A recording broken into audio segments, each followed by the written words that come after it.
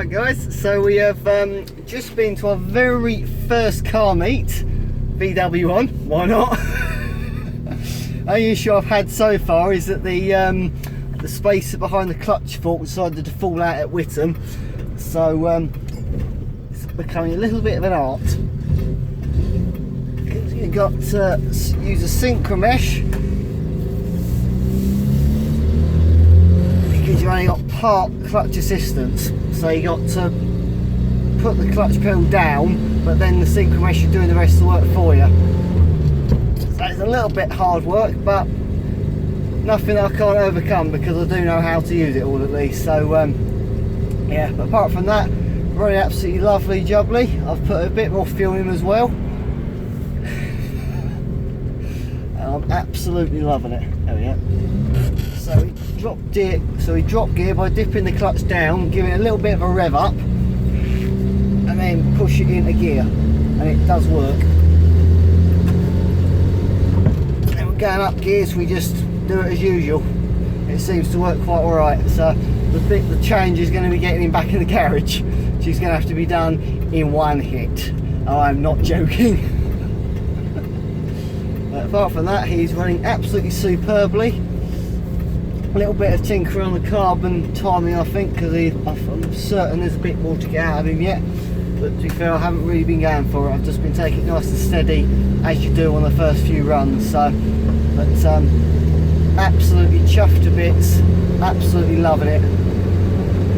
To think that I've done this car entirely on my own and he's working is absolutely mind-blowing. Absolutely superb little experience. I absolutely love this thing to bits. Still got to fix the driver's side window so it's not entirely shut, but apart from that, I'm so happy.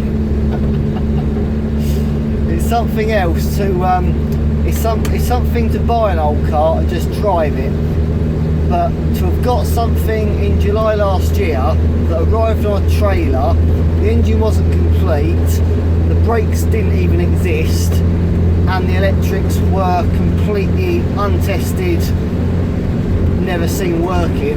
To have a car that I'm now driving is absolutely fab. I'm absolutely over the moon with it. Still lots and lots of little bits and bobs to do, but given the fact that he's not been on the road for 33 years, I think I've done incredibly well and I'm utterly proud of myself. I'd never delved so deep into a braking system until I got this car. And to say that I'm impressed with the brakes is an absolute understatement. To have gone on an MOT ramp and for them to have come out as good as they did first time just goes to show that doing the old school tests, bleeding it out the old fashioned way, and then as I did, take it up and down back road, make sure they all lock up, and it was as it felt, absolutely spot on. I'm so happy. I'm really happy. I've even got, you might be able to see it, the old Renault 10 Legends t-shirt, which actually arrived on the same day as this car. So that's quite something. The t-shirt's as old as I've owned the car. So yeah, we've been from garage to a VW meet at the Grange in Boreham tonight to show him to my mate Reese, best mate. He's like a brother to me, like a brother I've never had really, and our other mate Reese, and a load of VW enthusiasts, because why not? I mean, he's rear engine, so I suppose he sort of sits into the VW scene, but even from VW enthusiasts, even they were quite impressed to see it because they'd never even seen one themselves before. So that's quite something, if you ask me, to have people that are not even into the make of car interested and actually taking a look round it and asking me questions about what it is, what I've done to it, how long I've had it. Just goes to show there is lovely people on the scene who are there for the cars and for the passion that goes into restoring them. Finding that the mirror I put on the driver's door here, because this car originally never had actual wing mirrors. This one didn't anyway, so I've got a an American hot rod one that screws to the door frame and works just fine. It's only a little one about that big, but does the job perfectly fine and lets me see without actually having to take my eye completely off the road, so that's brilliant. Oh, and the wipers, they're working a lot better now. Not entirely sure what's changed, but since it was raining the other day and on the way to the MOT station, I suddenly woke up a lot quicker, and now they're still doing so, and it's dry. So that's really good, really impressive. And the best bit is, the engine seems to be running lovely jubbly. Got a nice warm heater matrix the entire time once he's warmed up, and seems happy, good as gold. Which is absolutely marvellous. So it's sort of sticking to about 50 at the moment, because that's sort of a comfort spot I've always had for cars this sort of age.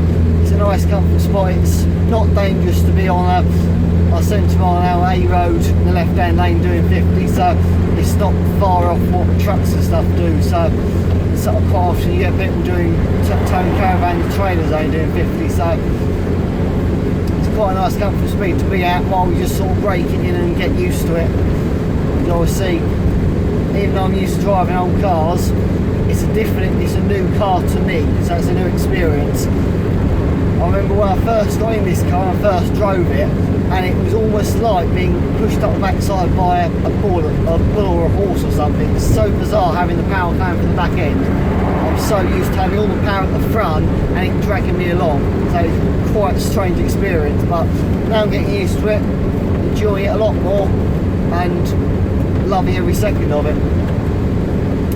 And now that the engine's behaving, it's a lot more pleasurable for it to be at the back. Because when it's not running particularly well and it decides to want to stall before you can get from the front of the car where you start it to the back, it's a bit of a pain. But yeah, really love it, really enjoying it. Yeah, I'm not sure if I showed you the original rear view mirror on this car, but actually turned out that it was glass with basically like mirror tape on the back of it and then stuck to the framework. And originally I was just going to get another mirror, like a spare one off the Mark II 5 or something I got in the garage and stick it on. And then I realised that this is actually a really clever rear view mirror for the time. It's actually incorporated into it is the interior light. I was wondering why there was switches in the door frames. I didn't expect the 60s car to have that sort of thing, but it turns out it does, which is quite astonishing if you ask me. But the light is actually incorporated into the bottom of it. And the thing that made me actually have a look deep was the fact that I noticed there was two things coming from the roof of the car to the mirror. And I thought, well, I've never seen a mirror with two brackets, which is what made me have a look at it properly. But the extra one is actually a wire, which I've never seen on a car before. So what I ended up doing was I managed to find in a local hardware shop, or car hardware shop at least. Hang on, we just got the high low, so we need to go down here, so we're going to rev it up like that. There we go, perfect, straight into third gear. I went down to a hardware shop and I found this cuttable mirror replacement stuff. I've got the shape roughly right and it sticks on. It's not perfect, but it's doing the job. However, I did find in the top glove box that I didn't even know was there. What I discovered was in fact a rear view mirror extension. It's in the back. I'll show it when we get back. But it actually appears to just go straight over it and goes a lot wider. Not sure I use it because this one shows me plenty enough that I need to see, but it's quite a cool thing to find the glove box.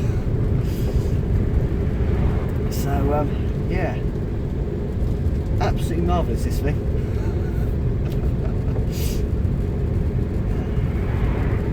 Yeah, to say that if I'd gone out and bought a Renault 10 and it was all done, dusted, it would have been quite boring. You probably think that's a bit of a strange thing for someone to say, but to me, I'm passionate about taking things apart, I'm passionate about fixing things. So to me, although this car's been an awful lot of work and a lot of time to get to this stage, to feel all the little things that I've done, especially the brakes, as I've said 1,000 times, but it's things like now when I'm driving it, like getting the clutch to work properly and not have the problem that's had tonight. But it's like the throttle pedal, because the cable goes so far to the back of the car, there is an awful lot of space there for rust and stuff on the end of the cable to be restricting it. And on this one at the moment, it's exactly what it's still doing. So it's not quite right yet, but I'm thinking about ways I can sort the problem out. One of which being that I made the pedal a bit springier on return by adding a second return spring, which is off of a late 5 Campus Prime with the injection. Because of the I think it's because it's a throttle body, it's slightly further away from the rocker cover, the spring's slightly longer, so it doesn't work on the earlier cars. But on this, it stretches out nicely and works as an extra return spring on the throttle. Which, hang on, right, we're in neutral now. We need to rev it up a little bit, get it into second gear, like, come on, hang on, this could be awkward. Might have to do. Okay. Yep, this is where it's like the backside because yeah. Come on, car, come on. Yeah, this is what happens when the clutches are working properly. Hang on. Stick there, get it on proper. There we go. That's it. Right, that's it. You heard that big knock and that was it pushing into first gear. So now we can move away again. That's the fun. There we go, now we're back in second gear. This is the fun when the clutch goes wrong. You have to use a synchromech. Getting it into first gear with the engine running can be a bit of a pain. You've really got to do it with, you got to put it in gear and then start the engine. That was kind of showing you the difficult bit of what happens when you don't get the timing quite right with matching the speed up. But hey, I want to help everyone else learn, so I've just done it sort of the harder way, as usual.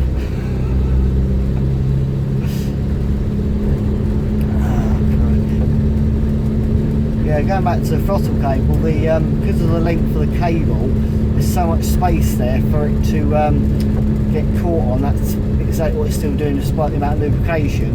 So I've added second return spring at the front end, which is making it a lot more springy, make the pedal a lot more responsive. But the only problem is the spring at the back has got, on the carburettor base, has both got to work for the cable and the link on the carb link itself. And what I'm thinking about doing is possibly taking the second spring off the front end here and finding a way to attach it to the link at the back of the car and hook it to something in the back. I'm not too sure what yet, but just give it a helping hand at the back end, because obviously if the front springs back then brilliant, but if the back end of it's not springing back as well, it's a bit quite useless really. Right, put a roundabout. There we go, in second gear. That's it, job done. That's it, happy days, we've done it. Yeah, I'm hoping to try and increase the throttle response a bit better and just make the system all a bit more better in operations. At the moment it's a little bit on the clunky side. Crikey, there we go. There we go, into third gear now.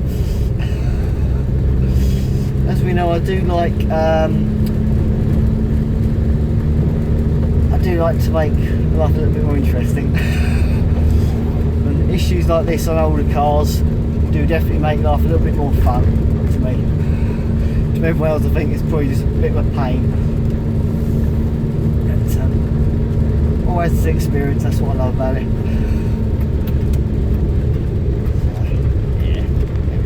So rev it up, slot it into second gear, and we're through the corner. There we go, job done. How much before? There we go, that's second gear. The fun bit is about 100 yards time when we get to the garage. Yeah, we've got to try and get this in the garage in one hit. Yeah, you're right, it is going to be an absolute pain.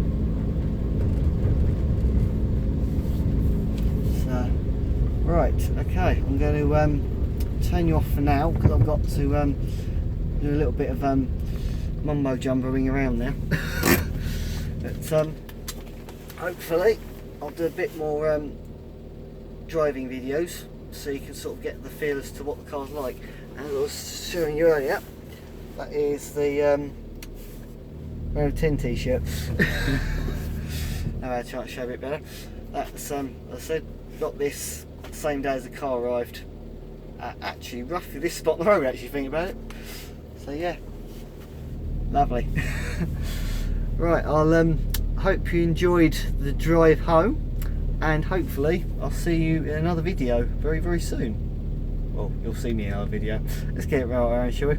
Anyway, right people, Sean Henry Engineering's work, and I'm Sean Henry, I'm very proud of my work. See you next time.